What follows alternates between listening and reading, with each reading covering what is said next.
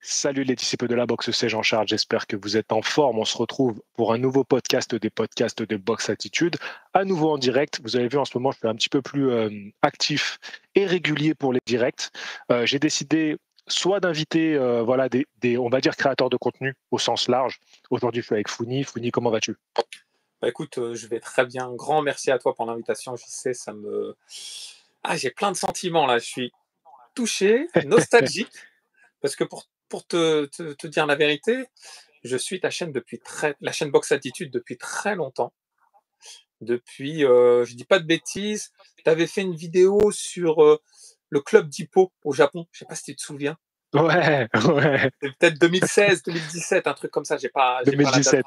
2017. Moi, je suis un gros fan d'Hajime Hippo. Vraiment, tu vois, je suis fan de manga et Hippo et de boxe, donc tu vois, ça se marie parfaitement. Et du coup, j'ai T'as toujours t'as suivi. vu, t'as vu Ben Whittaker là, sur Instagram ou Ouais, pas? sur les bras, là, il s'est tatoué, j'ai vu Ouais. ça. Mais t'as vu où il est quand la vidéo où on voit ce tatouage, Il t'as est vu sur où ce il est ou pas? ring-là, non? Ouais, il est Il est... chez JB Sport. Je me suis posé la question. Quand je vois, j'ai vu sa vidéo. Exact. Ouais, c'est complètement ouf. Lui aussi, c'est un gros fan, hein. Il y a, il y a peut-être moyen, il va nous sortir un petit vlog. Tu sais, il a une chaîne YouTube, lui. J'espère qu'il va faire un petit vlog de son voyage au Japon parce que franchement, il a l'air d'avoir fait des trucs pas mal quand même. Ouais, puis il est bien vivant. Tu vois, c'est un mec qui transmet clairement la passion. Et bah, du coup, ouais. Ouais. Pour revenir à ce que je disais, franchement, grand merci à toi, ça me touche. Euh, Grand amateur de boxe et en particulier d'analyse. Et c'est pour ça que je suis ta chaîne depuis longtemps. Donc voilà, je tenais à te remercier en premier lieu, en tout cas, au début de ce live. Et on a un autre point commun. On voit nos t-shirts, GTO, Trunk pour toi. Voilà, les mangas. Ah, les mangas, ça c'est un truc de fou. Ça c'est un truc de fou. Ça m'accapare comme pas Euh, possible. Ah ouais. On n'est pas là pour parler de manga, mais on pourra faire une émission complète, hein. Pourquoi pas, pourquoi pas. Pourquoi pas, Me hein. chauffe pas, mais pourquoi pas. Dites-nous dans les retours, hein, les gars, si jamais tout fonctionne bien, que ce soit le son et l'image, c'est important. Ouais. Aujourd'hui, on se retrouve, vous l'avez vu dans le titre, on va parler de Agit Kabayel. Tiens, ça me fait penser, j'ai fait un petit post tout à l'heure, j'ai vu que toi aussi, je voulais voir un peu les commentaires.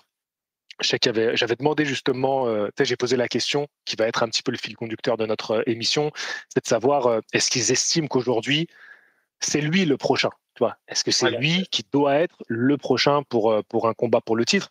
On est dans une génération poids lourd qui est très particulière. Et du coup, avoir une chance pour le titre, c'est devenu plus difficile, pas pour les mêmes raisons qu'il y a quelques années, mais aujourd'hui, pour être vraiment celui qui mérite, c'est pas simple. C'est c'est vraiment pas simple. très Donc, compliqué. Le mot et donc légitimité, il aura tout son sens, mais quel sens il faut lui attribuer, c'est ça la question. exactement. Et c'est l'idée. Donc, c'est voilà. Est-ce que ça devrait être lui le suivant? Parce que on sait que cet été, voilà, en juillet, nous avons bien sûr les 10 ans de ma chaîne YouTube. Tu as rappelé que j'étais un ancien, donc cet été, c'est mes 10 ans.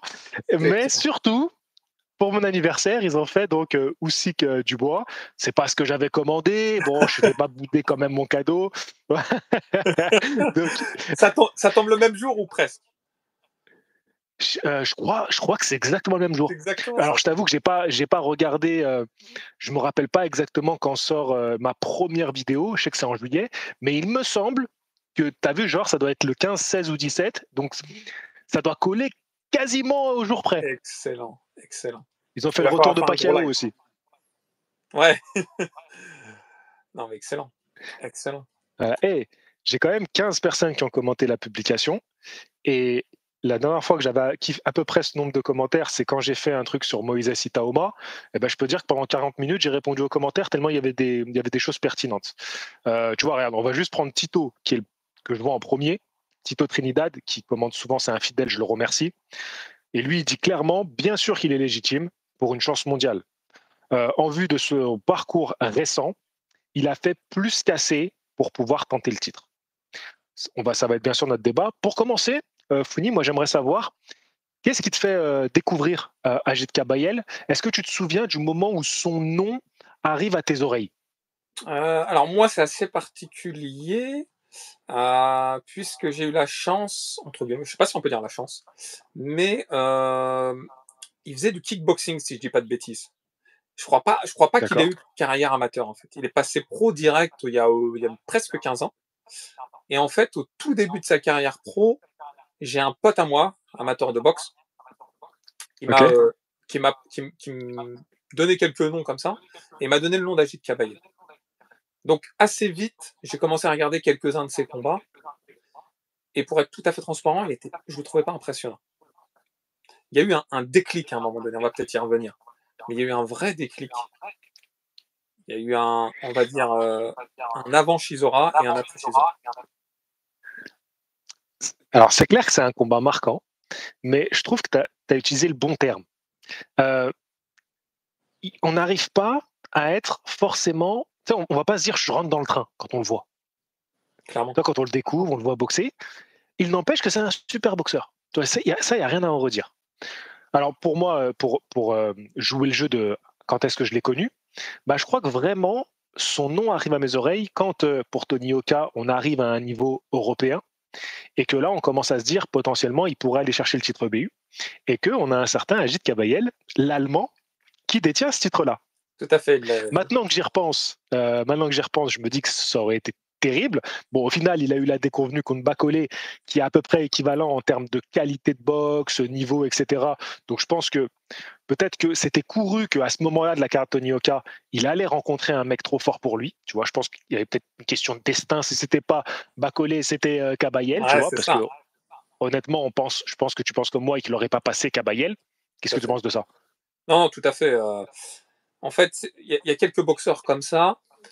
Tu as bien cité Bacolé, c'est un très bon exemple. Bacolé et Kabayel, ils ont bizarrement beaucoup de similitudes. Et effectivement, c'est des boxeurs qui, à première vue, comme ça, quand on les regarde, ne serait-ce que physiquement, on se dit, c'est pas des Anthony Joshua, tu vois, physiquement. Même des Wilder qui sont fins, longilines, musclés, secs, explosifs. Mais en réalité, sur le ring, ils savent faire parler leur boxe et rendre la tâche extrêmement complexe en face. Yoka face à l'un des deux, c'était peine perdue, en fait.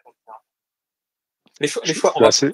on n'est pas là pour parler des choix de Yoka, hein. Moi je te le dis honnêtement, j'aime beaucoup, beaucoup Tony Yoka pour plusieurs raisons que je vais évoquer.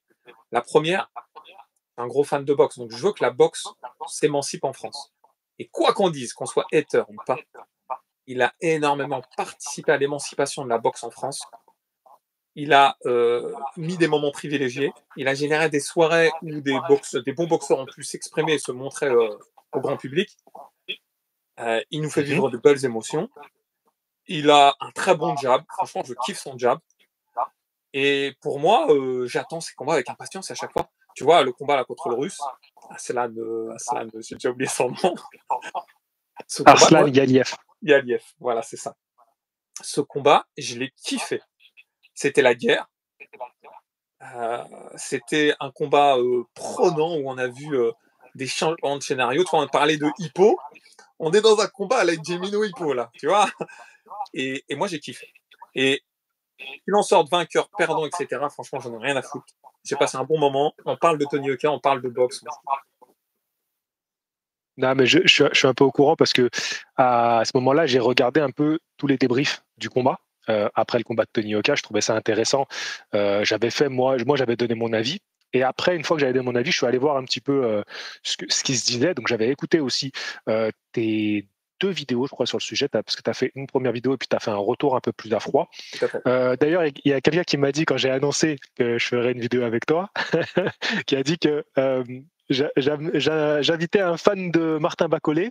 Et moi, étant considéré comme un fan de Tony Yoka, voilà, moi, la question que j'ai envie de te poser, c'est une fois que les gens nous considèrent comme fans d'un boxeur, est-ce qu'on est obligé de le suivre? Est-ce qu'on n'a plus le choix? Ça y est, on est considéré comme des fans de. Et, bah, en fait, être fan, c'est quelque chose qu'on peut pas vraiment expliquer. Tu vois, il y en a qui sont fans du Paris Saint-Germain, ou de l'Olympique de Marseille, qui soient en tête d'affiche, qui soient au sommet ou vers le bas, ils seront toujours fans. Je suis un très, très, très, très, très gros fan de Martin Bacolé. Tu vois, D'accord. il y a que quelques boxeurs qui me procurent les émotions que j'ai en regardant un match de Bacolé. Tu vois, à l'époque, il y avait Mac Tyson, George Foreman. Pourtant, George Foreman, je ne voyais pas en direct, mais quand j'étais petit et que j'ai découvert George Foreman, je ne m'arrêtais plus. Tu vois, combat contre Ken Norton, contre Joe Frazier, c'était contre Online, c'était des trucs de fou. Et bah tu vois, quand je vois un combat de Bacolé, je ressens un peu ces émotions. Quand je vois De La Hoya à l'époque, je le suivais dans tous les sens. Contre Obakar, Pernell Whitaker, etc. C'est des combats qui me faisaient la chair de poule. Et tu vois, quand j'ai vu en direct Bacolé contre Anderson, tu l'as vu en direct, j'imagine. T'as pas senti des émotions particulières? Oui, c'était un combat où j'étais plutôt impliqué. Après, je vais pas faire semblant, je suis rarement hyper impliqué dans les combats poids lourds, émotionnellement. Tu vois, ça m'est arrivé, il y a certains moments Wilder Fury 1 où je t'avoue que je le regarde en direct avec mon papa qui lui est pro Fury, moi je suis pro Wilder, t'imagines l'ambiance à la maison. Mais c'est vrai que Bacolé, moi j'ai un peu comme toi, je me suis pris un coup de cœur pour ce boxeur, de par sa personnalité, de par son style. Même ses défauts font qu'il a un charme pour moi, si tu vois ce que je veux dire. C'est clair, c'est clair, t'as tout dit. En fait, il caractérise. Juste pour Anderson, j'étais assez convaincu qu'il allait lui faire du sale. Moi aussi. Moi aussi, voilà. parce que. Mais ce que j'ai aimé, c'est qu'Anderson, il faisait vraiment le show. Il danse au début. Et tu vois, pour une fois, Bacolé, parce que Bacolé, des fois, il dit je vais te fusiller, etc. Là, il est resté calme. Il l'a bien regardé. J'ai dit, ça annonce du sale le lendemain. Et franchement, le combat, il m'a hypé. Et pour le coup, un combat, ça se fait à deux. Et Anderson, il a joué le jeu. Tu vois, il a vraiment joué le jeu. Chapeau à lui aussi. Non, moi je dis, voilà, je suis fan de Bacolé, mais j'ai le droit d'aimer d'autres boxeurs. Et je trouve que Tony Yoka, quoi qu'on dise, qu'il a été parfois arrogant ou quoi que ce soit, il a apporté beaucoup à la boxe en France. Et ça me plaît énormément. J'aime beaucoup la catégorie des poids lourds, comme tu l'as souligné. Et en France, chez les poids lourds, on n'a pas eu non plus des choses extraordinaires. On a eu des bons boxeurs, mais qui n'ont jamais été vraiment mis en lumière. En fait. Ce qui manquait, c'est ça, les feux des projecteurs. Et le fait d'avoir un champion olympique, bah, voilà, ça fait que. Hein. Et souvent, les champions olympiques, c'est pas des charlots. Hein. Tu vois, cite-moi un champion olympique qui a fait une carrière de charlot. Explique-moi, donne-moi un nom. Allez, certains m'ont cité Audley Harrison, mais non, c'est pas un charlot. Tu vois. Il est passé beaucoup trop tard. Déjà, nous qui parlons, tous les gens qui écrivent dans le chat, tous les gens qui mettent des commentaires, on verra jamais la couleur d'une médaille olympique. Déjà, c'est tout, il faut se le dire ça. Voilà. Mais... c'est même pas quel poids ça a, on sait pas. c'est clair. Non, je vais faire un exercice. Je vais reprendre notre fil. Je vous remercie. Il y a Dato qui est là, il y a la brique rouge aussi qui est présente. Donc merci à tous. Je regarderai un petit peu vos commentaires pendant notre débat. Donc là, je reprends. On reste sur Tony Yoka. On en était là. Tony Yoka qui aurait dû affronter le Kabayel, qui prend Bacolé. C'est fou de voir le parcours des deux à partir de là, que ce soit pour Bacolé, mais pour Kabayel. Et là, moi, je trouve qu'il y a une grande différence entre les deux parcours. C'est que Bacolé a réussi à assez rapidement devenir un nom, devenir attractif, faire du boucan autour de son nom. Alors, pour des choses bien comme pour des choses plus négatives, mais il n'empêche que son nom fait constamment du bruit. Je te rappelle la soirée où Bacolé remplace à la dernière minute Daniel Dubois. Ça sauve l'engouement autour de la soirée. C'était incroyable. C'est-à-dire que très peu de gens parlaient de la soirée. On l'attendait. Attention, c'était une très belle carte. On l'attendait. Mais à partir du moment où on sait que Bacolé remplace Dubois, on ne parle que de ça. Clairement. Médias anglais, américains, en France, folie. Et pour rester sur Kabayel, parce que c'est intéressant qu'on ressente bien sûr notre émission sur lui, c'est que lui, j'ai l'impression que malgré des performances constantes, il ne déçoit pas, malgré plus ses sorties sont faites, moins il est décevant, tu vois. C'est-à-dire qu'il confirme à chaque fois, j'ai un peu mal exprimé, mais il confirme à chaque fois. Et malgré ça, je n'en sens pas autour de son nom une hype grandissante comme on pourrait l'avoir aujourd'hui avec un Moïse Itaoma. Qu'est-ce que tu penses de cette différence entre les deux? Hormis le fait que toi et moi, on aime bien Bacolé, moi je le reconnais, je ne suis pas trop un fan de Kabayel, mais on va essayer d'être objectif, je vais te prendre du recul. Pour toi, qu'est-ce qui fait la différence entre ces deux profils? Alors déjà, je tiens à souligner encore une fois le fait que quand Bacolé combat dans une soirée, il n'est pas positionné en main event, même pas en co-main event. Et pourtant, j'ai l'impression que les audiences maximales sont autour de son combat. Tu vois, c'est vraiment le lendemain. Tu vois, il a combattu la même soirée que Zhang contre Kabayel. Kabayel, il a fait une perf de fou furieux ce jour-là. Et pourtant, le lendemain, on parlait que de Bacolé. Donc, qu'est-ce qui peut générer cette différence? Plein de facteurs.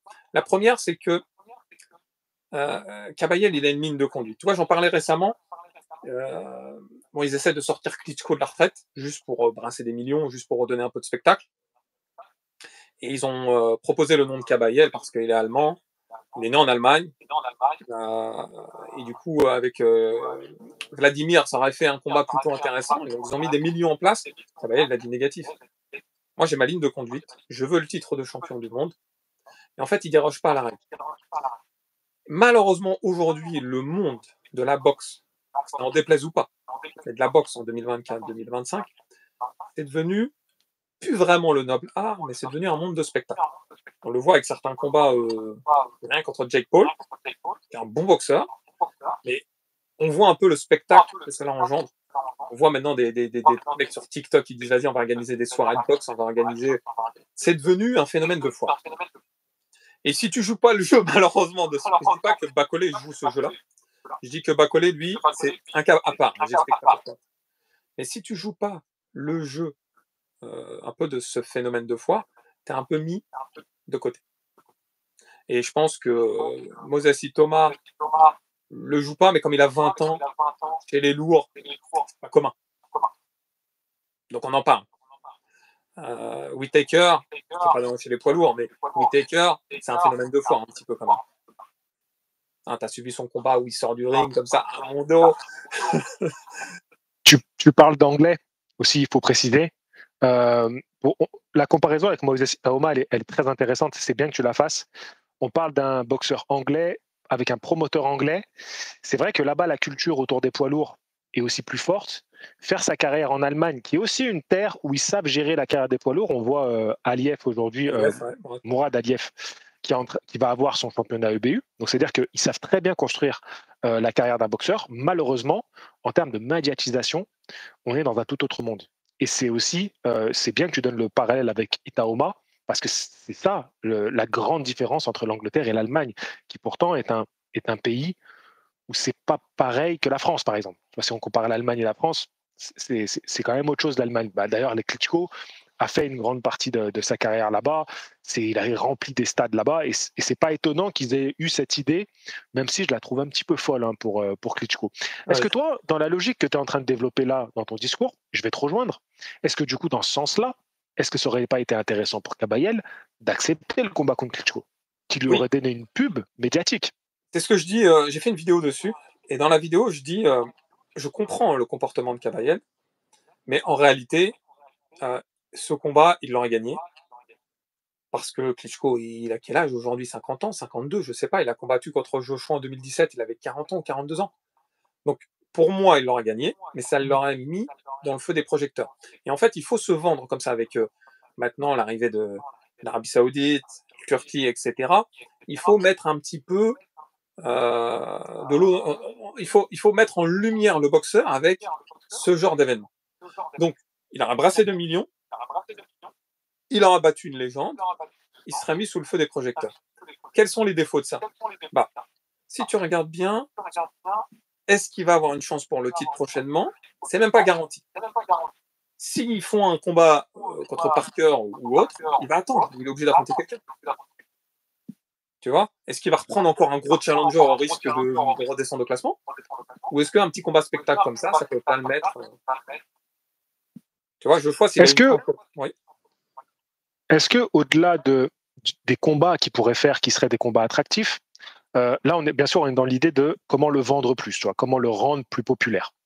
Parce qu'on parlera après de ce qu'il fait et les performances qu'il a faites sur un ring, où là, il n'y a quasiment rien à reprocher, mais on y reviendra un petit peu après. Là, on est aussi sur l'image, la construction d'image d'un boxeur qui est très, très importante. Il y a Dato qui dit quelque chose de très intéressant. Kabayel est allemand, d'origine turque. Ça parle pas. C'est vrai qu'il y a, dans le milieu de la boxe, il y a assez peu de monde qui puissent s'y identifier. Et moi, ça me fait penser à Alexander Usyk. Alexander Usyk, boxeur ukrainien chez les poids lourds, alors que c'est quand même un pays boxe, hein, voilà, avec ce qu'ils ont sorti. Ben, je vois que en termes de grand public, ça n'a pas réussi à faire de lui une star, malgré une personnalité très attachante, malgré des performances sur le ring absolument exceptionnelles. Qu'est-ce qu'il pourrait faire hors du ring, du coup, pour arriver à se vendre un petit peu mieux? Dato, il disait aussi que la barrière de la langue, peut-être que est-ce qu'il pourrait rentrer un peu plus dans du trash talk, vendre un petit peu plus son personnage? Est-ce que toi, tu as des idées pour Kabayel? Je pense qu'à l'image d'Alexander Usyk, il a, tu sais, il y a des choses comme ça qui sont un peu innées, naturelles. Il faut qu'il y ait un physique particulier. Anthony Joshua, par exemple, c'est le produit marketing, mais pour diverses raisons. Beau gosse, taillé dans la pierre, il s'exprime bien, il est élégant dans ses propos. En soi, il y a des choses qui sont un peu naturelles parfois. Martin Bacolé, quoi qu'on dise, il a un charisme très particulier. Qu'il fasse du trash talk ou pas, on va parler de lui. Kabayel, je pense que ça va aller contre on va dire, ses convictions de changer sa trajectoire. Tu vois, je pense qu'à l'image d'un Alexander Usyk, il va devoir emporter le titre mondial pour qu'on commence à parler de lui. Tu vois. Est-ce que c'est malheureux? Non. C'est le monde d'aujourd'hui. C'est pour ça que je voulais qu'il prenne un combat contre Klitschko pour le mettre un peu plus en lumière, parce qu'il le mérite vraiment. Après, moi, je pense qu'il peut aider dans son cas, c'est le promoteur. Le promoteur qui va s'occuper de toi. Quand tu prends l'exemple de Joshua, au-delà du fait que je suis totalement d'accord avec les arguments que tu as donnés, quand on voit Joshua, sa plastique, sa gueule, tout ce que tu veux, les tenues, toujours très classe. La classe. Mais on a aussi un travail avec un promoteur qui le suit depuis le début et qui a beaucoup parlé pour lui. Je pense pas que Joshua soit quelqu'un qui était très à l'aise avec le fait de s'exprimer. Tu vois, je pense pas que c'est un mec qui aime trop ça. Par contre, il a une chaîne YouTube qui est souvent alimentée. Il a un promoteur qui parle énormément. Quand tu vois Frank Warren, le travail qu'il a fait avec Dubois, avec Joyce, en fait, c'est des promoteurs qui ils savent ce qu'ils font. Et aussi qu'il a aussi eu ça. Il a des promoteurs qui s'occupent bien de lui, tu vois. Et puis aussi qu'après, que t'aimes ou t'aimes pas, aller chercher médaille olympique, aller chercher l'unification totale chez les lourds légers, monter à chercher l'unification totale chez les lourds. Bon, voilà. Là, le travail, il est fait de ce côté-là. c'est clair. En battant les légendes, hein. Non, ça, c'est clair. Ça, c'est clair. Pour moi, Donc, Usyk, est-ce c'est un que cas à part. il manque pas concrètement aujourd'hui d'une vraie équipe autour? Parce que est-ce que lui, on peut se dire bon, il fait quand même son travail, on n'a pas grand-chose à lui reprocher. Est-ce qu'il manque pas une vraie équipe de com autour de lui? Alors, je me demande s'il n'a pas changé justement de promotion il y a quelques mois, Kabayel. À moins que je dise une D'accord, il est bêtise. chez qui maintenant? Je pense Ah, qu'il est voilà, chez il est chez. Tu Ferry. sais quoi? Il est chez Coup de Ferry parce qu'en fait, tu vois, j'étais en train de chercher là pendant qu'on parlait. Et justement, au moment où j'ouvre la page, Agit Kabaye, je le vois. Ouais, je crois qu'il a changé il y a Donc, 4 mois, un truc comme ça. Et justement, ça, c'est très bon signe, ça. c'est très bon, c'est ce que je vais te dire. Bon, déjà, il arrivait à se vendre avant quand même. Parce qu'en réussissant à aller dans Oui. quelques soirées saoudiennes, etc., c'est qu'il a réussi quand même, de par sa boxe, certainement, il a réussi à se vendre un peu. Mais là, je pense que la donne va changer.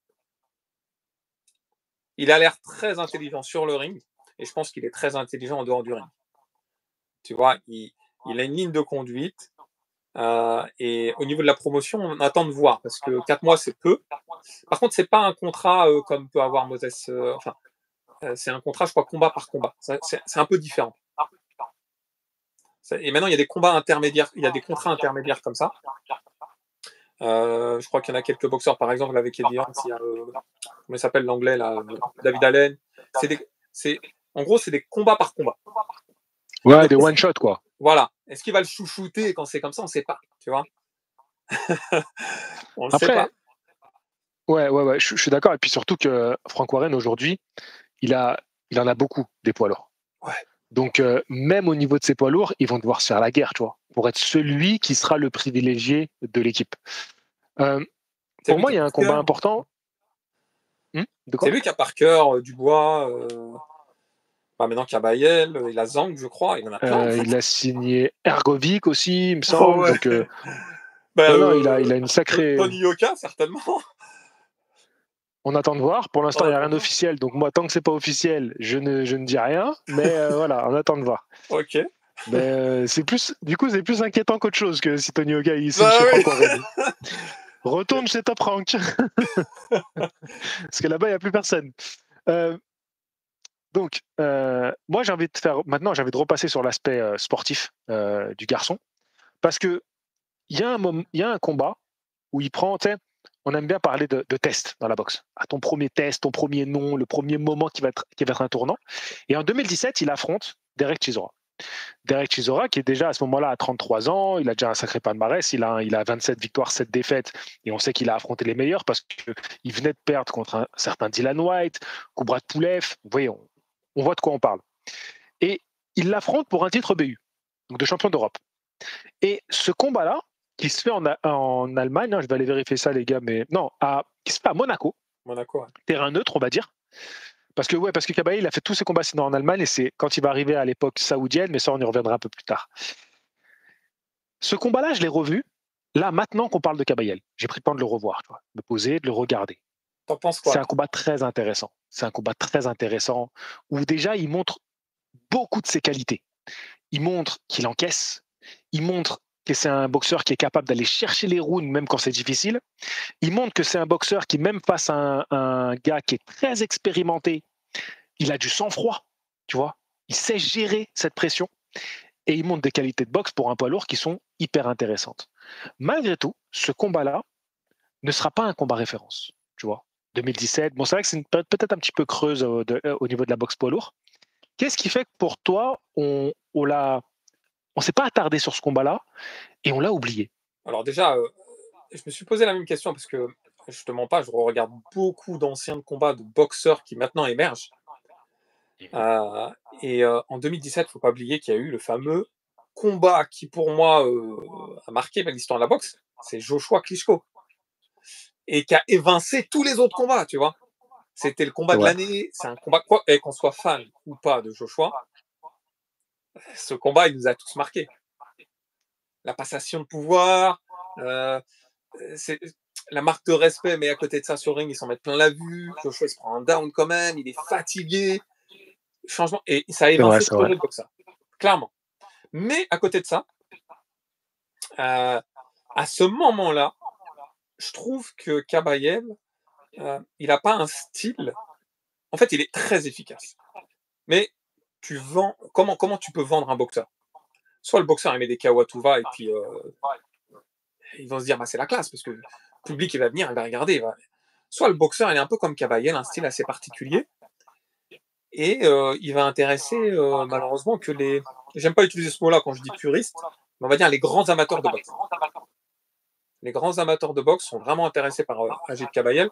Le grand public il en a rien à secouer. Il veut voir des KO, il veut voir des Wilder, il veut voir des Bacolé, des mecs qui mettent des KO très souvent et de manière spectaculaire. En fait. Et c'est ça, je pense, qui a fait que il a un petit peu changé son style de boxe. Je sais pas si tu as remarqué, mais il avait déjà son propre style, mais il travaillait beaucoup moins au corps à l'époque. Ouais. Beaucoup moins. Ça, c'est son point fort aujourd'hui. Aujourd'hui, c'est un poids méga fort. Et si tu regardes bien, il fait un combat par an depuis presque 2016. Un combat par an. Il y a peut-être une année où il en a fait deux. Je ne sais plus, 2019 ou 2020. Mais sinon, un combat par an seulement. Ce qui est rien pour un boxeur. Même quand il a commencé sa carrière, il faisait 1 ou 2 combats par an. T'imagines n'importe quel boxeur qui ont marqué l'histoire, au début de leur carrière, ils faisaient 4-5 combats par an. Et après, plus les années avançaient, plus aller en espacé. Bon, en général, on dit qu'un boxeur il est très productif s'il fait 3 combats par an. Allez, 2 si vraiment il est à l'approche d'un championnat du monde. Et ben non, Kabayel, il continue à faire son petit combat par an. Mais d'une efficacité. Je pense que tu vas bientôt parler du combat contre Bakudov. Donc je vais te laisser l'amener petit à petit. Justement, j'étais en train de, je regardais un petit peu, je prenais un petit peu des références pour pouvoir t'amener un peu de matière dans notre discussion. Je vais juste quand même réagir à ce que tu as dit parce que tu as dit des choses très très intéressantes. Je pense que Kabayel aussi, quand on analyse un petit peu le business de la boxe anglaise et son système, je pense qu'il a souffert d'être ce poids lourd qui manquait un petit peu de pouvoir d'attraction, qui manquait un peu de show et qui n'était pas non plus très glamour de par ses origines, l'Allemagne, origine turque. T'as pas vraiment un marché à aller chercher et il faut quand même se dire que la boxe reste un business et que ça, on y pense quand même quand on signe un boxeur. Donc je pense que ça, pour lui, il n'a pas vraiment eu trop de choix que de rester dans un rythme de combat un peu ralenti. Et l'opportunité pour lui, ça va être les Saoudiens. Mais ce qui est très intéressant, c'est que je ne vais pas parler de son premier combat pour les Saoudiens. Je vais parler du premier combat chez les Saoudiens de son adversaire Makhmoudov. Parce que Makhmoudov, il rentre dans la danse des Riyadh Season, dans la big soirée qui va lancer cette folie, c'est Ngannou Fury. Et Ngannou Fury, je le répète encore et je ne cesserai de le répéter, ne vous arrêtez pas à l'affiche Ngannou Fury, regardez la sous-carte. Et j'avais fait une analyse de la sous-carte en disant que pour la première fois depuis que je regarde de la boxe, il y avait des combats équilibrés et sensés de poids lourds dans la sous-carte. Donc ils étaient allés chercher un peu les meilleurs poids lourds dans le top 30 et ils avaient fait des combats cohérents. Et il y a un certain Makhmoudov qui fait partie de cette première vague. Et lui, il a un adversaire tranquille. Bon, on lui met un adversaire qui a une fiche largement abordable. Donc, ce qu'on peut se dire, c'est que Makhmoudov, c'est une porte d'entrée, mais qu'on a envie de le garder. Donc, ça se passe bien pour lui. Il gagne par KO, premier round, c'est réglé. Non, pardon, tu sais quoi, je me reprends. Il aurait dû avoir un adversaire beaucoup plus sérieux qui n'a pas pu se présenter. Donc, ça devait être un combat compétitif et c'est un remplacement. Donc, Tout à fait. pardon. Donc, en fait, tout était très cohérent. Mais donc Makhmoudov profite d'un petit coup de peau, on va dire, pour cette entrée en matière. On se rappelle que Bakolé, il fait une folie contre Takam. On avait quoi d'autre? On avait Joseph Parker qui faisait son introduction. Alors lui, par contre, Khan, c'était plutôt accessible comme adversaire par rapport au niveau que Parker avait déjà rencontré. On avait Wardley Adelaide qui était dans cette soirée aussi. Donc grosse soirée. Et donc Makhmoudov, là, ce qui est intéressant, c'est que il est rappelé à la prochaine soirée. Sauf qu'à la prochaine soirée, on lui met Agit Kabayel. Et en plus, à ce moment-là, pourquoi il est rappelé? Pourquoi il est appelé la première fois? Parce que si je dis pas de bêtises, il a 20 combats, 20 victoires, 20 KO. Ou alors 20 combats, 19 KO. Un truc comme ça. Il y avait que Takam qui avait tenu. Il y avait que Takam, exactement. Il y avait que Takam qui avait tenu. Et en soi, il voulait un boxeur spectaculaire. C'est une machine, il secoue la tête, t'as vu, il est bizarre comme ça. Là. Ouais, ça il a des tics. Mais il a des tics que quand il boxe pas. T'as vu, les tics, ça va être quand il va être dans son coin. Non, mais c'est vrai, hein. Quand il boxe, ça s'arrête. C'est fou, hein. C'est incroyable. Bref. Ouais, bref, ça n'a rien à voir avec l'histoire, mais ça m'a marqué. Et du coup, quand je vois le combat en direct, Kabayel, je crois que c'est la même soirée que Joshua tape Otto Wallin, je crois, non? Kabayel Makhmoudov. Il me semble que c'est la même soirée que Joshua Otto Wallin. À moins que je dise ouais, c'est ça. Avec Wilder Parker, avec Bivol. Ça devait être Bivol Beterbiev. Ça devait être le premier combat. Voilà. Tout à fait. Et du coup, au moment où je vois le combat, je sais pas si Kabayel va gagner. En fait, je me dis, ouais, c'est un combat que j'attendais, mais je suis pas persuadé de la victoire de Kabayel. Jusqu'à, allez, troisième round où j'ai dit, ouf, Kabayel, il encaisse sévère, ou alors Makhmoudov, il envoie il a des gants en super mousse. On avait l'impression que les coups de Makhmoudov, ils faisaient rien à Kabayel. Et j'ai l'impression que c'est ce qui fait le plus de mal à Makhmoudov, c'est que il arrive à le toucher, mais il n'arrive pas à l'arrêter. Et en fait, ça le casse mentalement. Mais par contre, il continue à se battre jusqu'au bout parce que, je ne sais pas si tu te souviens, quand il est touché au corps et qu'il pose le genou à terre, quand il se relève, il se met dans une position un peu bizarre. En fait, il met la tête en avant et il envoie tout ce qu'il peut. Et il reste dangereux, tu vois. Je me dis, ah ouais, en fait, il est parti en mode, c'est bon, j'ai trop mal, mais je tente le tout pour le tout. C'est clair. Par la suite, il s'est trouvé un peu des excuses en disant qu'il avait la main cassée, etc., mais il s'en rendait pas compte. Mais la réalité, elle est autre. La réalité, c'est vraiment que je pense, parce que je écoutez bien, mais j'en suis quasiment persuadé, que Kabayel a trouvé la recette miracle. Le mot travail de sape, il a tout son sens. C'est-à-dire que il va faire un mélange. On peut parler un petit peu d'un point de vue pugilistique, mais un mélange de travail à la tête et au foie. Et il se dit bien qu'il va pas le lâcher au premier rang. C'est un travail pour l'épuiser. Et comme Kabayel, il l'encaisse bien, il est sûr de finir ses adversaires. Plus l'adversaire va être mastoc, plus Kabayel aura l'avantage. Il y a Abyssian qui dit dans les commentaires, les gens ont tendance à sous-estimer les coups au corps, ils ne réalisent pas les dégâts que ça fait. Ouais. Et ben tu sais quoi, ce que tu dis là, encore une fois, je vais dans ton sens, j'ai l'impression qu'il a trouvé la formule contre les boxeurs super géants. Tu sais, on a une Exactement. génération de mecs hors normes, tu vois, tu as l'impression qu'il faut faire 120 kilos, de faire 2 mètres, avoir une allonge exceptionnelle. Et il a un peu développé la boxe anti-géant. Ouais. Et Clairement. il est hyper efficace. Hyper efficace. Et tu vois, quand je vois Makhmoudov, c'est une chose. Derrière, il prend Sanchez quand même. Franck Sanchez qui était impressionnant. Hein. C'est ça. La grande différence entre les deux, c'est que Makhmoudov, on pourrait se dire, OK, il a battu un géant puncher, techniquement limité. Voilà. Bon, on peut se dire que peut-être qu'il avait le style pour le battre. Ouais. Mais derrière, Sanchez, qui là est un technicien, contreur avec des bonnes jambes, ben là pour moi, c'est à ce moment-là qu'on a le vrai test pour lui. Je sais pas comment tu le prends ce combat, je me dis, parce que moi Sanchez, j'aimais beaucoup. Il venait de battre Ajagba. Ouais. Donc pour moi, c'était un combat où les deux avaient un gros enjeu dans le combat. Clairement. Clairement. Et bah pour moi, quand je vois le combat, je me dis ça y est, il a compris. Il a compris comment boxer. Il sait En fait, ce qui est fort avec lui, c'est qu'il a une pertinence. Il a une réflexion sur le ring. En fait, le fait de pouvoir encaisser comme ça, il continue à établir sa stratégie. Il a une stratégie, un fil conducteur qu'il veut mettre en place et il déroge pas à ça. Il sait que l'autre va craquer avant lui, en fait. Et Sanchez, quand je vois le combat, plus les rounds passent, plus je me dis, waouh, il va prendre cher. Et bah, c'est ce qui s'est produit. Sanchez qui était extrêmement prometteur, hein, faut pas se mentir. Tu as dit, il a battu Ajagba, mais en battant Ajagba, il se reçoit quand même des gros bras arrière dans la tronche et il encaisse bien Sanchez. Alors que face à Kabayel, Ouais. on a l'impression qu'il n'en pouvait plus, quoi.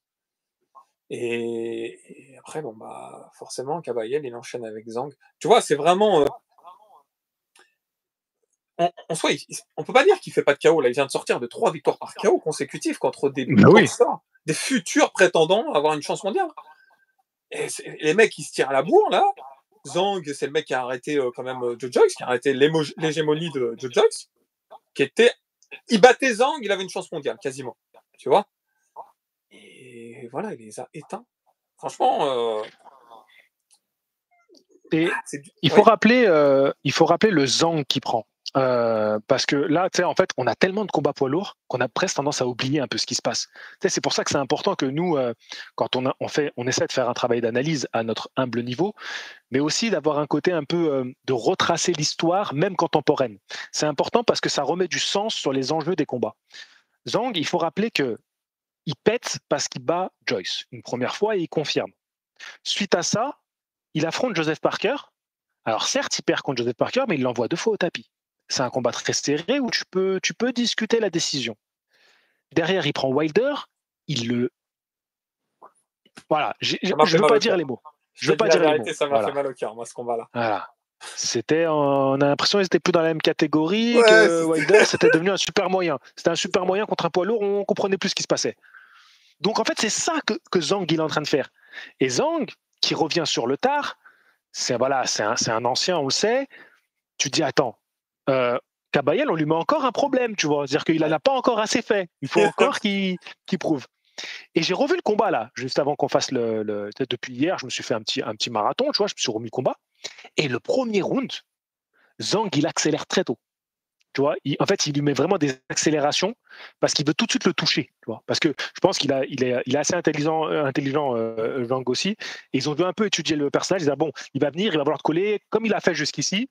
Donc il faut que tout de suite, tu arrives à le toucher, à le cueillir. Et il le touche bien dans les premiers rounds, sauf qu'il laisse passer l'orage.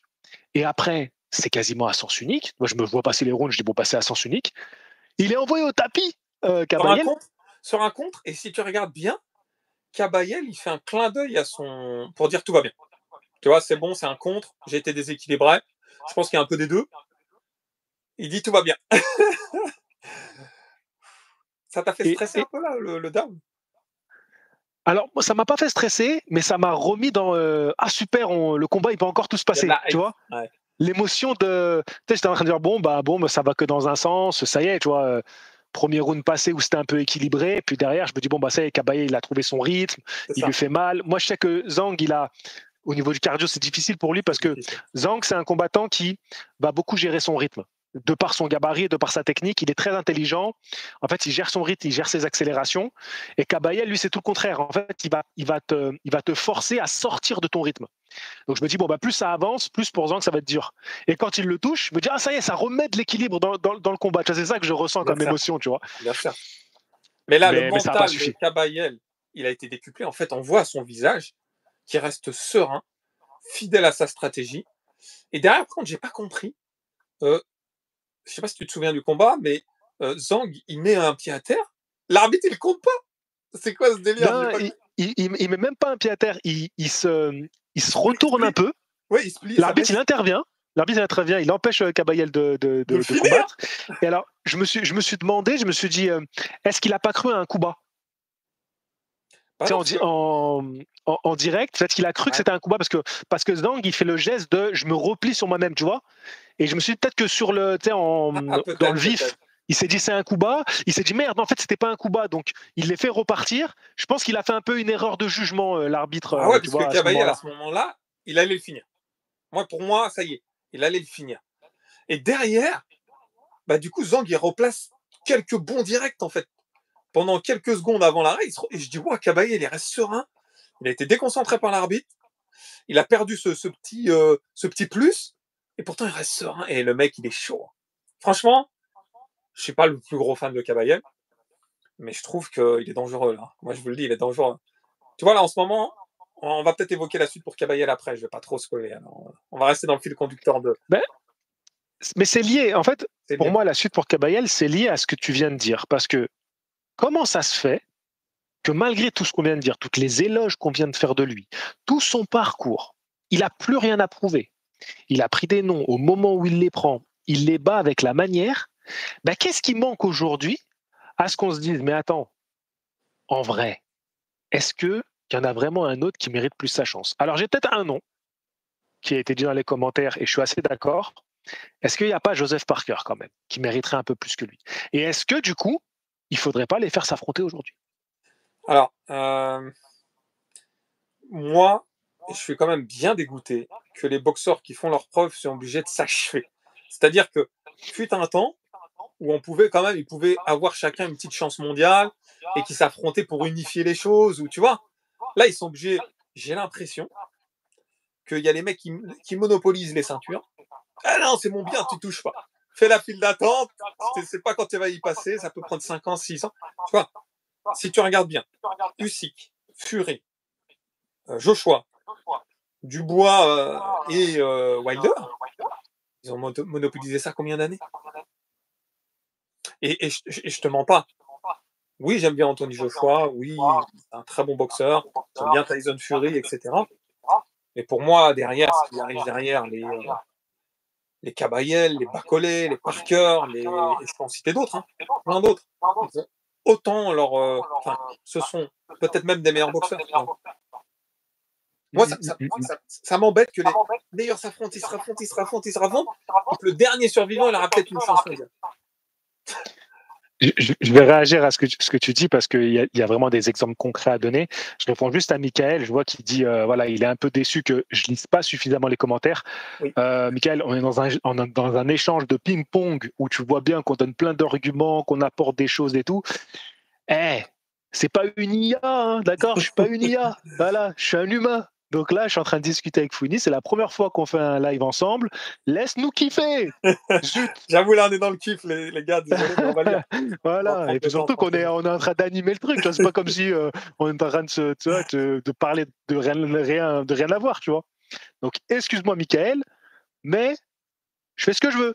Je rigole, je rigole. On taquine, Si je Mickaël. reprends.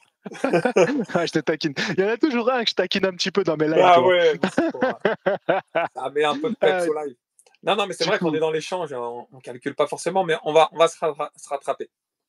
Non. Non, clairement, moi, Je ça vais, me frustre. je vais couper je vais couper le chat. Je vous réponds plus.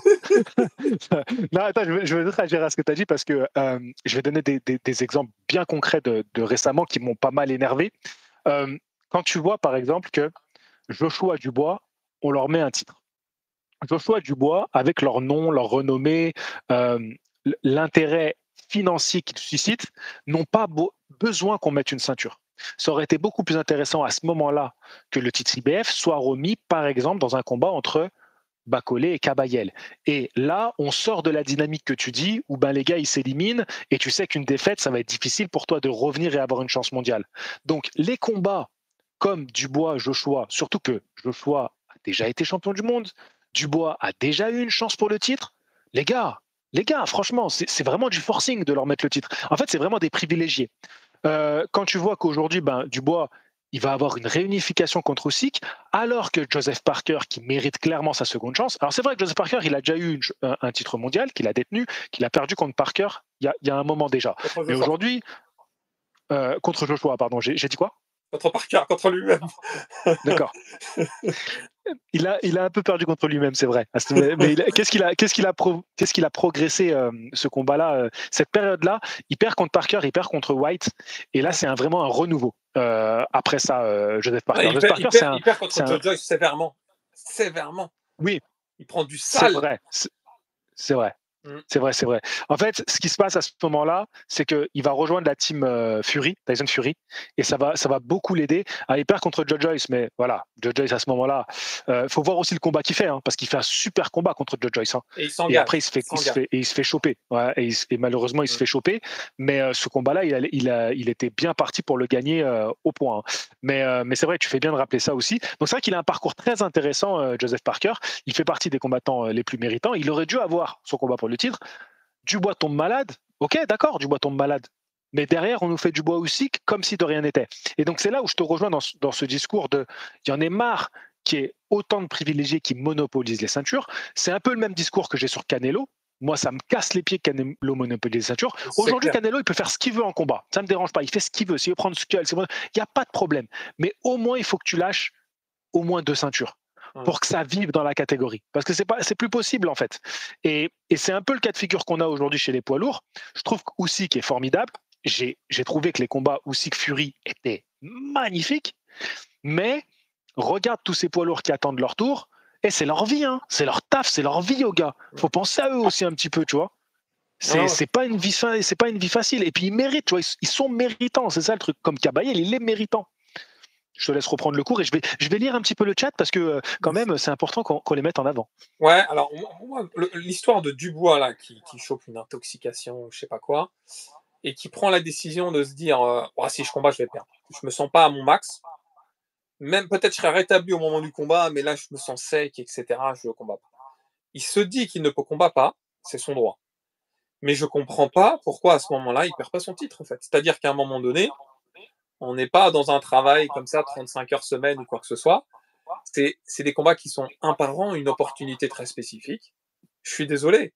Euh, Là, Parker a joué le jeu, il a pris Bacolé, certes un Bacolé hors de forme, ça c'est clair. Mais pour Parker, c'était aussi déstabilisant de prendre comme ça d'un coup. Et lui, il a dit allez, let's go, je suis chaud. Tu vois, Parker et Chisora, pour moi, c'est les deux mecs qui ont pris le plus de noms. Quoi qu'on dise. Chisora, Parker, ils ont allez, vas-y, mets-moi n'importe qui face à moi, j'y vais. Bacolé, je pense que s'il avait la possibilité, le ferait. Le problème, c'est qu'il y en a beaucoup qui ont esquivé aussi. Tu vois. Mais à côté de ça, les Dubois, les Joshua, c'est des très très bons boxeurs. Mais ils sont très bien encadrés. Ils choisissent très bien leur combat. Tu vois, très belle carrière d'Anthony Joshua. Tu vois, il a affronté des très bons boxeurs. Mais les tueurs du moment, chaque fois, ils ont été un peu évités. C'est malheureux à dire, mais c'est une réalité. Les tueurs, ils s'affrontent avant, j'ai l'impression. Pas fut une époque où chez les lourds, il y avait des champions lourds, ils étaient presque claqués au sol. Puis, tu sais, les ceintures, ils s'échangeaient comme ça à tout va. Et là, aujourd'hui, ça y est, c'est monopolisé, c'est devenu. Tu vois, à la retraite du cycle, peut-être les cartes seront redistribuées. Alors, pas forcément à sa retraite, parce qu'on a vu que dès que le combat d'unification a été fait, on n'a pas hésité à retirer une ceinture. Peut-être que ça va être le cas de figure une fois que Usyk Dubois aura eu lieu. Donc, on peut imaginer que Kabayel, par exemple, ait la chance contre l'un ou l'autre selon le vainqueur, tu vois. Ou alors qu'un titre soit redistribué et que on ait, par exemple, un Parker Kabayel, mais pour une ceinture qui serait alors vacante. Bon, j'essaie de lire un peu les commentaires. Les deux qui se plaignaient, bon, du coup, ils disaient n'importe quoi. C'est à part Michael qui a dit quelque chose de très touchant. Il a dit Fouin is life, il met en valeur son audience quand il fait des lives. Voilà. Donc c'est pour ça qu'il faut vous abonner à Fouin is life. Voilà, abonnez-vous. C'est important. C'est important. Et c'est important, c'est important. Non, et c'est gratuit. Et c'est gratuit. Et c'est gratuit. Il y a beaucoup d'échos. Ah, donc là, il y a un petit écho quand même. Ah mince. Attends, mais c'est le premier qui le dit. Vous trouvez qu'il y a un écho, les gars, ou pas? Ou ça vient d'arriver, ça vient de commencer? Qu'est-ce qui se passe? C'est la faute à Michael, ça. À Michel, pardon, Michel, c'est Michel. Est-ce que les autres vous confirmez qu'il y a de l'écho? Quand je parle doucement, je crois qu'il n'y a pas d'écho. Idem. Ah ouais. Et ça vient d'où l'écho? Nos deux voix? Bonne question. Bah merde alors. Ah bah merde, il y a de l'écho. Bon, espérons qu'à la rediff du live, il n'y a pas de souci. Je pense que quand on continue les gars ou on arrête? Quand Fouini parle. Ah voilà. Ça vient de moi alors les gars? Ouais, c'est bizarre. J'ai pas de... En fait, j'ai pas de casque en prise comme ça. Je suis en train de réfléchir, mais... De toute façon, on est bientôt à 1 heure, donc on va pas non plus faire... c'est pas horrible non plus. On va finir tranquille et voilà. C'est supportable, c'est le principal. Moi, ça m'embête. Maintenant, on va parler des nouvelles quand même, des breaking news. Allez. Là, tu sais qu'il y a Frank Warren qui voulait... il voulait que Moses Thomas affronte Bakole. Il a fait une offre et Billy Nelson a répondu négatif. Du moins négatif en 2025. Pour 2 raisons. La première, Bakole actuellement n'a rien à gagner à affronter Moses Thomas. Et ça, c'est une réalité. Et la deuxième, c'est que il a dû avoir une meilleure offre. Et on parle d'un combat peut-être en août ou septembre. Contre un gros combat. La question, c'est est-ce que c'est pas justement Bakole Kabayel? On parle de Bakole Kabayel, on parle de Bakole Okoli. Mais j'avoue que Kabayel ressort beaucoup. Est-ce que c'est acté? Est-ce qu'on ne le sait pas? On n'est pas au courant. Est-ce que ça serait une chose intéressante pour Kabayel et pour Bakole? On va donner notre point de vue. Hein. Mais c'est une question intéressante. J'avais entendu, avant que Joshua se fasse opérer, tu sais, Joshua, il s'est fait opérer du coude. Ça y est, l'opération s'est bien faite. Là, il s'en entraîne, ça y est, il est parti. Et Dion s'est dit, Joshua sera prêt en octobre. Est-ce qu'il combattra en octobre, novembre, décembre? Mais il sera prêt en octobre. Il y a eu un nom qui est ressorti, c'est Joshua Kabayel, qui est ressorti encore une fois. Est-ce que ce combat sera hypant? Est-ce qu'on veut voir ce combat?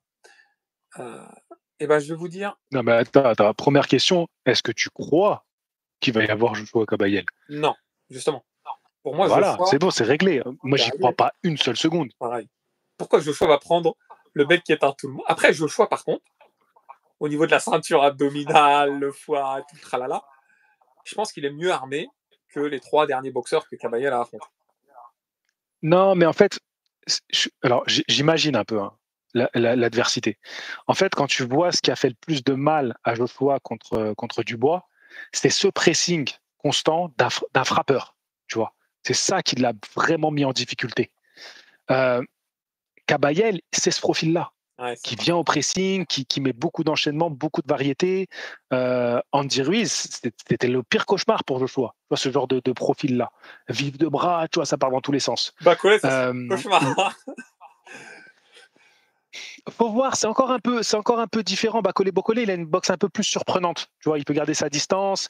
Il a peu de combinaisons, mais ça va être très rapide. Tu vois, c'est un peu plus imprévisible. Là, moi, je parle de profils qui mettent du pressing, qui ont beaucoup de débit de coups, qui sont vifs de bras. Tu vois, ce genre de. Donc, et puis, je vois pas l'intérêt d'aller prendre un Kabayel pour Joshua aujourd'hui. Joshua, il va revenir pour un gros combat, ou alors il va lui refaire une mise en jambe comme il l'avait fait avant de faire l'année avant de prendre Ngannou. Même si aujourd'hui le combat à faire pour Joshua, c'est Tyson Fury, dans une logique sportive, Joshua devrait prendre ces boxeurs-là de cette génération-là, parce que c'est ce qui nous ferait le plus vibrer. Mais j'y crois pas une seule seconde. Maintenant, Kabayel Bacolé, si on parle là-dessus, tu voulais qu'on lance la Ouais, discussion. on peut en parler.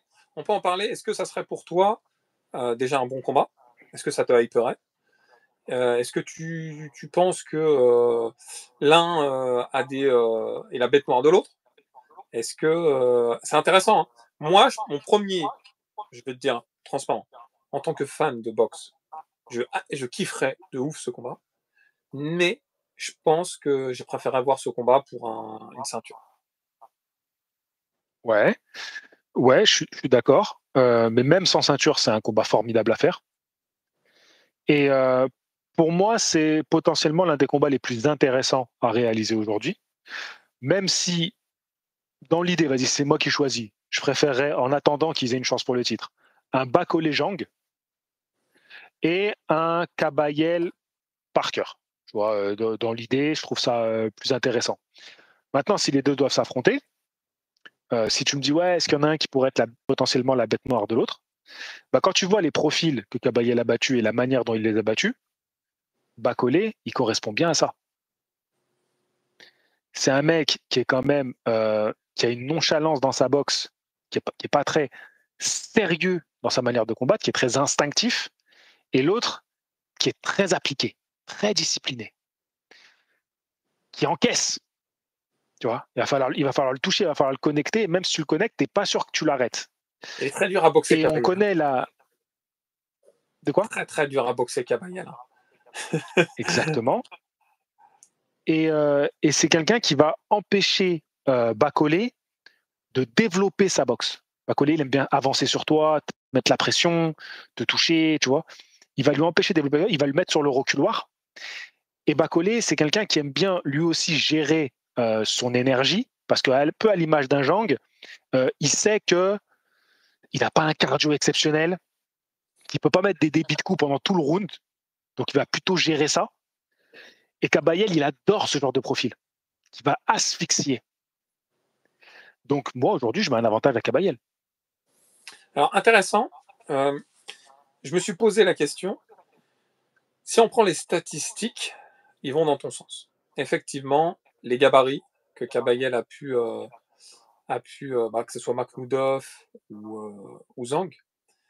Après, il y a une grosse différence, c'est que Zhang, c'est toujours resté un Golgoth. Tu vois, il a toujours combattu à 135 kg, des fois 138, 135. Bacolé, il fait le yo-yo quand même. C'est-à-dire qu'actuellement, Bacolé, il n'est pas dans sa forme, on va dire ses tout derniers combats, dans sa forme qu'il a pu avoir, ne serait-ce que contre Yoka. Tu vois, Bacolé, quand il affronte Yoka, il a 125 kg. Bacolé, dans ses précédents combats, il a 122 kg. Et pour moi, tout va se jouer sur la préparation. Je pense qu'un Bacolé à 120 kg, c'est un mélange entre du punch et de l'explosivité. Il pourra avoir un débit de coup plus impressionnant, plus de cardio, plus de déplacement, plus vif. Et en soi, ça reste un combat de poids lourd. En fait, ce combat, il est hypant. C'est sûr que si on regarde les statistiques, la donne change. La donne change, mais c'est tellement un boxeur imprévisible, Martin Bacolé. Moi, ça me hype pas. C'est vrai, c'est hyper hypant. Moi, je rajouterais un petit élément encore à la faveur de Kabayel. C'est que, est-ce que Joseph Parker, qui a des similitudes avec Kabayel, que ce soit dans le gabarit, dans la manière de combattre, un peu plus technicien que cogneur que peut l'être Kabayel, il n'aurait pas aussi montré un petit peu la démarche à suivre si tu veux mettre en difficulté Martin Bacolé. On remet bien sûr dans le contexte qu'il était hors de prépa, très gros, mais ce qui fait Parker, tactiquement et techniquement, c'est hyper intéressant. Alors, franchement, malheureusement, et là je dis pas ça parce que je suis un fan de Martin Bacolé, Mais dès le son du premier round, Martin Bacolé, il a tellement le ventre qui ressort qu'il peut même pas faire des. Tu sais, c'est ce qu'il fait contre Anderson où il évite les coups un peu à la Mike Tyson, tu sais. Il peut même pas se plier tellement son ventre. Et il se rend compte dès le début du combat. Il peut pas désaxer, ouais. Et voilà, c'est ça, c'est désaxé. Il peut pas. Il a le ventre qui est comme as. Et dès le début, je me dis, wow, ça va être chaud. Et malgré ça, je sais pas si tu as fait gaffe, au deuxième round, à un moment donné, il arrive à enchaîner quelques belles combinaisons sur Parker. Et je me dis, waouh, hey, le gars, il est hors de forme. Et quand même. Donc là, ce combat, c'est compliqué. Parker, il est dans la forme de sa vie. Le mec, il allait combattre pour le titre. Donc il est arrivé comme un fou furieux. Il a fait un stage 10 mois avant pour prendre du poids, mais que du muscle, pas du gras. Tu sais, il a sa chaîne YouTube aussi, Joseph Parker. Et du coup, j'ai pu suivre ses vidéos. Le mec, son cadre, c'est la famille, le boulot, le dodo. Famille, boulot, dodo. Tu vois ce que je veux dire? Cabayel, c'est un peu ça aussi. C'est pour ça, je te rejoins en disant Parker, Cabayel, caviar ce combat. Faut que ça soit un main event. Tu vois ce que je veux dire? Oui. Et Zhang, Bacolé, main event aussi. Je veux voir, moi, les tanks. Non, franchement, la boxe poids lourd aujourd'hui, elle nous règle. Tu vois, elle a été éteinte pendant longtemps. Et là, il se passe tellement de choses que ça m'a remis. C'est sûr qu'elle n'est pas aussi spectaculaire que dans d'autres catégories, tu vois. Je sais que tu es un gros fan de Inoue, mais c'est sûr que c'est pas le même spectacle, ça n'a rien à voir. Mais je trouve qu'il y a du renouveau, il y a du dynamisme. Certes, ça se passe beaucoup en Angleterre, mais pourquoi pas, hein, tu sais, si on prend toutes les ceintures de champion du monde de tous les temps, je pense que l'Angleterre, elle est quand même bien placée. Moi, je mettrais Amérique, Mexique, et je dirais l'Angleterre doit être en troisième position. Tu vois, ils ont toujours été quand même très costauds, hein. Même dans la catégorie des poids lourds. Le tout premier match de boxe que j'ai vu qui m'a totalement séduit, c'est Tyson Bruno. Et tu vois, je pensais que Bruno c'était un Américain. On n'en avait parlé que d'Américain. Et quand j'ai vu anglais, je me suis dit, wow. Tu vois, c'est là que j'ai pris un amour inconsidéré pour la boxe. Ok. On a eu les Je vois. Je veux voir Bacolé, Ruiz, il dit Abyssin. Ruiz, malheureusement, le pauvre. Ruiz, c'est quelle carrière gâchée. Enfin, je sais pas. Ouais, malheureusement. Par contre, Bacolé Miller, moi je signe. Un gros danger Miller, mais si Bacolé il éteint Miller, ça va bien le repositionner. Pour finir, je regardais depuis combien de temps Kabaye n'a pas boxé, c'était en février dernier. On sait qu'on va avoir une carte avec l'unification totale des poids lourds en juillet. C'est parfait pour un retour de Kabayel. Potentiellement, moi j'imagine bien qu'ils pourraient nous le mettre à cette carte. S'ils nous mettent à cette carte, on pourrait imaginer qu'ils mettent en face un Anglais. Est-ce que tu aurais du coup une proposition ou une idée? En juillet, ça me semble un peu tôt quand même, non? Tu penses? Attends, il a combattu en février? Bah ouais, non, c'est pas tôt. Hein. Pas tôt, ouais, c'est pas tôt. Ah non. Je crois qu'il y aura une grosse soirée en août aussi, hein, il me semble. Mais bon, si on dit juillet, Riyad Season, ouais, j'ai entendu c'est des gros quoi? bruits. Bah, ils n'ont pas encore annoncé, mais ils sont en train de dire en août, tu vas avoir un gros truc. Mais je Avec sais pas. qui? Après, potentiellement, tu peux l'avoir dans la carte de Crawford Canelo. Ouais, je pense que c'est dans cette carte-là. Je pense. C'est en août, c'est combien août? Mais Je sais plus Crawford la date. Canelo, c'est en septembre. Ah, c'est peut-être septembre. Peut-être septembre. Sinon, en juillet, contre un Anglais. Bah là, il y a déjà Wardley qui combat. Donc ça va être déjà La semaine prochaine. la semaine prochaine. C'est le 7 juin, je crois, ouais, c'est ça. D'ailleurs, combat que j'attends contre l'Australien. Justin Ennis. Justice Ennis. Justice Uni. Ça se dit Henny Ennis, ouais, peut-être, c'est mais ça. c'est moi, mon accent, il est claqué au Ennis, sous-sol. ouais. Et moi Euh, donc. Et du coup, contre un Anglais, est-ce qu'on peut imaginer contre Chisora?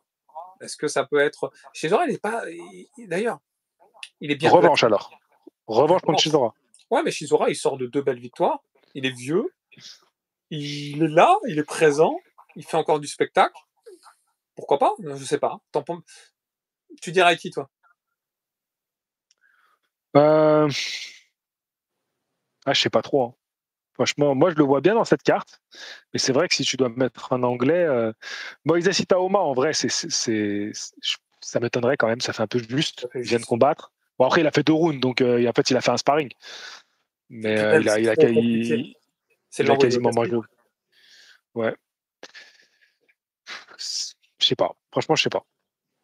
Ce qui aurait été fantastique, c'est le retour de Tyson Fury pour affronter Agit Kabayel en ce quart de Usyk Dubois. Franchement, Tyson Fury, il reviendra que pour Joshua, que pour le pognon. Mais Oui, oui, oui, c'est vrai. par contre, Mais ce serait beau. ça aurait été beau et je donne pas forcément la victoire à Tyson Fury. Hein. Franchement. Et franchement, bon, il a le physique qui va à l'opposé de ce qu'il monte sur le ring. Tu vois, c'est une bouteille d'original, mec. Et pourtant, sur le ring, il envoie du steak même au niveau du cardio. Donc, c'est certes un grand gabarit, mais c'est un profil encore différent des autres gabarits qu'on a pu citer.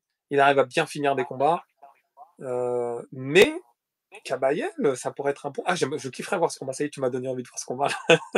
On va les appeler, on va leur demander qu'ils fassent ce combat. Ah là là là là.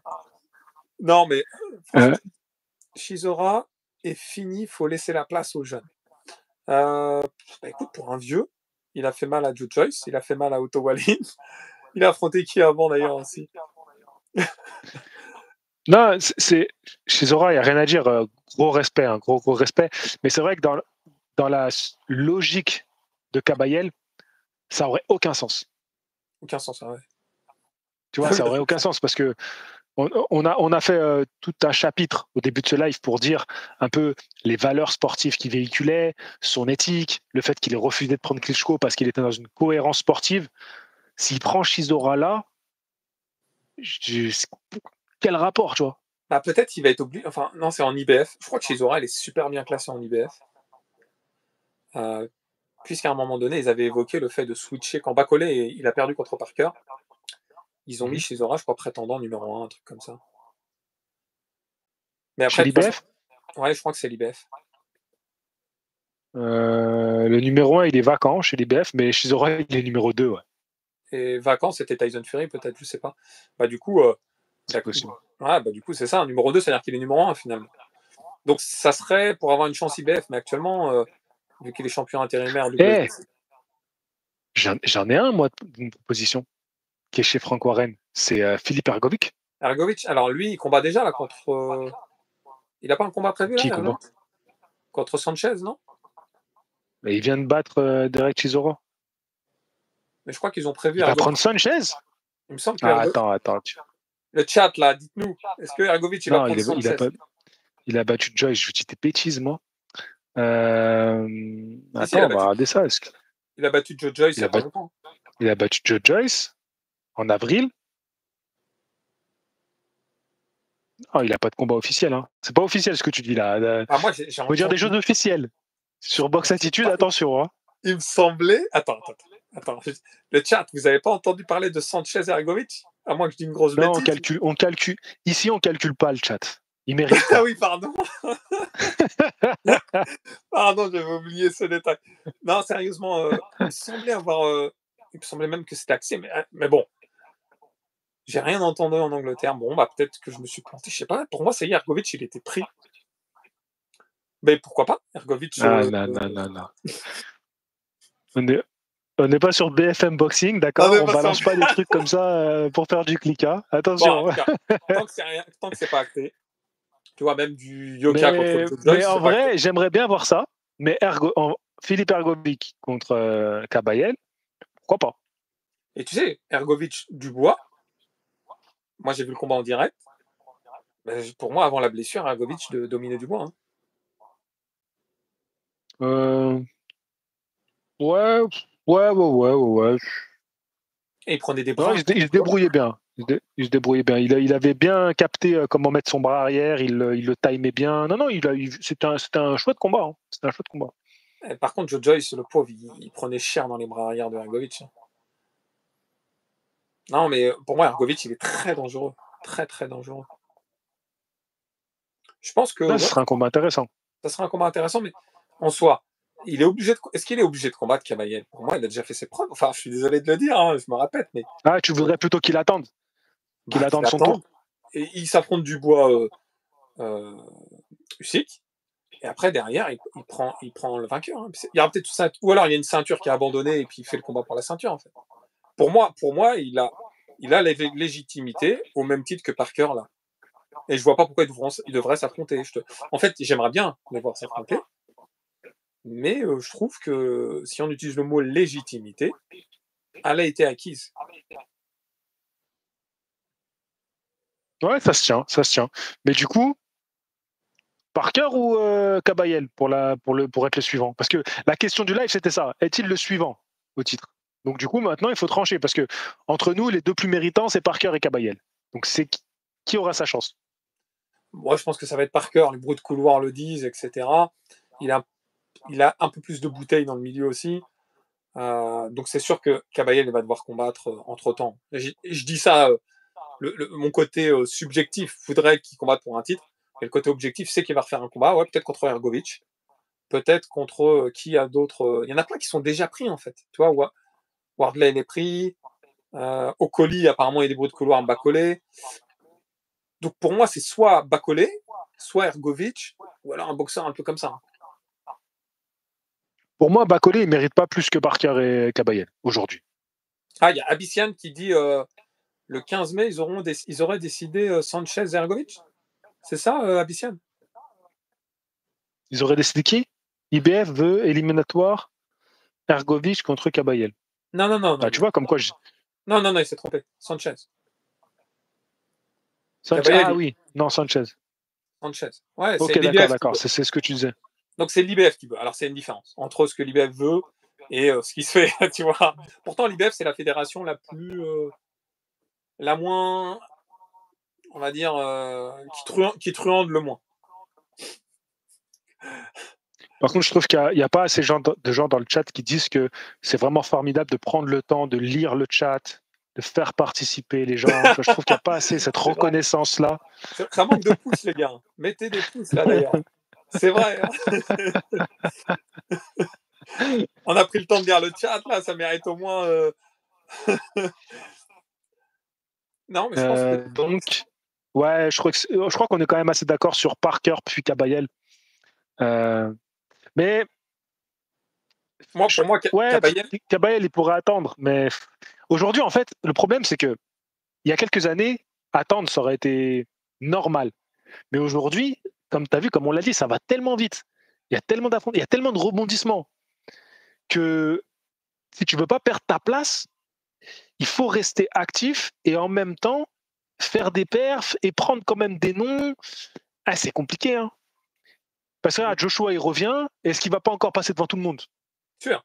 Mais en fait, je le comprendrais. Je suis désolé de te le dire. C'est que, comme je l'ai dit, il y a le côté objectif, le côté subjectif. Le côté objectif, la boxe rime avec faire de l'argent du spectacle. C'est-à-dire, ils font de la promotion, ils sont là pour amasser des billets, il ne faut pas se mentir. Bacolé, Anthony Joshua, etc., ça vend beaucoup mieux, beaucoup mieux que Kabayel ou d'autres. Donc, pourquoi le Turquie, il chouchoute Anthony Joshua et maintenant un peu Martin Bacolé? Parce qu'il sait, il a regardé les audiences, il regarde ce qui se passe et il sait que ça se vend. Et bah, nous-mêmes, on est consommateurs. Tu vois, tout de suite, on te dira, allez, oh, t'as vu, il y a un combat Anthony Joshua contre Martin Bacolé en Afrique. Tu vas être tout de suite hypé. Même si, on va dire, c'est pour le titre. Ça y est, Usyk, il a lâché une ceinture, c'est pour le titre. Il y en a qui vont crier au scandale, mais il y en a beaucoup, et la plupart diront, on va se régaler. Tu vois ce que je veux dire? Ouais, bien sûr. Non, je l'entends bien, Kabayel, il doit se bouger pour mieux se vendre. Je suis désolé, il doit au moins essayer de faire en sorte que le Turquie soit vraiment hypé par... Bon, il est déjà un peu, hein, parce que tu vois, on a fait trois soirées. Parce que même Sanchez... Ouais, c'est le troisième. C'est la troisième, ouais. Ouais, quand même. Et puis à chaque fois, il gagne avant la limite. Donc voilà. Non, mais écoute, je pensais pas qu'on irait jusqu'à 19h. Il faut vraiment que je coupe là. Très content d'avoir échangé avec toi. Je tiens juste à faire un big up dans le chat à un commentaire en particulier. C'est Eric Cantonnier qui a dit « C'est vraiment formidable de lire le chat ». Et je voudrais finir sur ça. Moi, j'ai lu un JC président. Ouais, non, faut pas abuser quand même. Non. En tout cas, franchement, grand merci pour l'invitation, j'ai kiffé. Toi, c'est Non, c'est un passé. plaisir, c'est un plaisir. C'est un plaisir, c'est Et puis, important. Voilà, l'union fait la boxe. exactement. Et ça me fera aussi plaisir à un moment donné de t'inviter sur ma chaîne. Si, Quand tu veux. voilà, quand tu auras le moment, un moment, ça me ferait énormément plaisir en tout cas. Quand tu veux, il n'y a pas de souci. Allez, vous connaissez la formule. Je vous dis à la prochaine. Fighting. Ciao tout le monde.